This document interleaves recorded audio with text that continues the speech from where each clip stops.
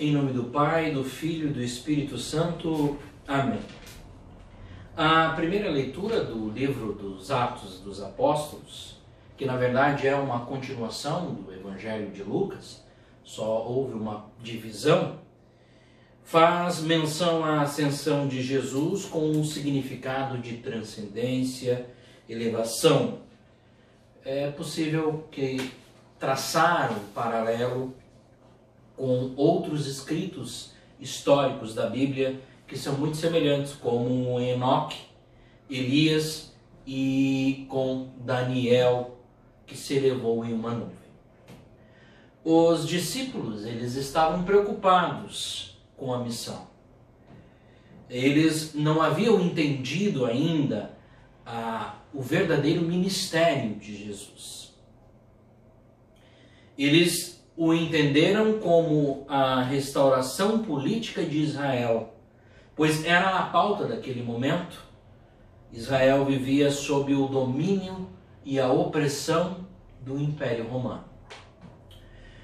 Embora não fosse essa a missão de Jesus, sua morte esteve envolvida, teve um envolvimento com a política da época. Seu evangelho não tinha nenhuma ligação partidária, mas possuía um viés político no sentido clássico da palavra política. Política como ação que interfere em nossas vidas, que interfere na vida das pessoas. O reino de Deus não pode ser privatizado apenas como uma dimensão espiritual, como o perdão do pecador e a reconciliação com Deus, mas com o sentido de mudança, de transformação profunda, de conversão.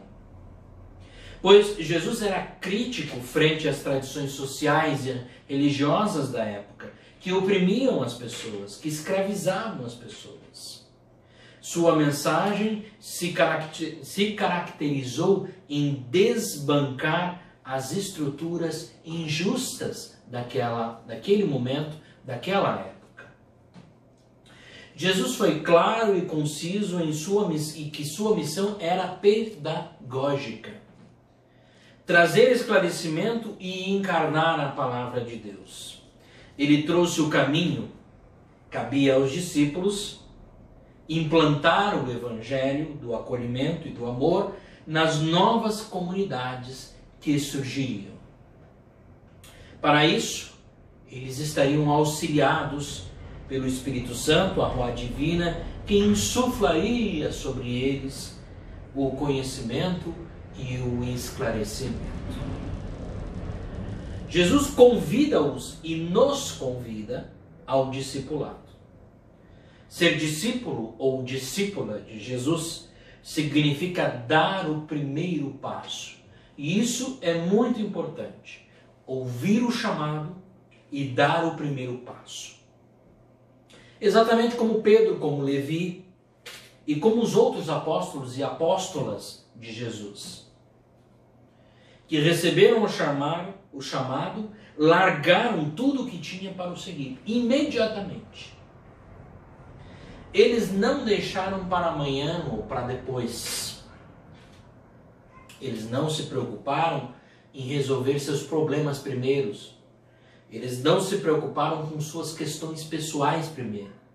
Eles se preocuparam com o reino de Deus e com o evangelho da salvação, que nos salva e que nos encoraja ao serviço e ao cuidado. Discipulado é compromisso com Cristo. Somente a doutrina, o conhecimento religioso, a prática religiosa não são necessárias.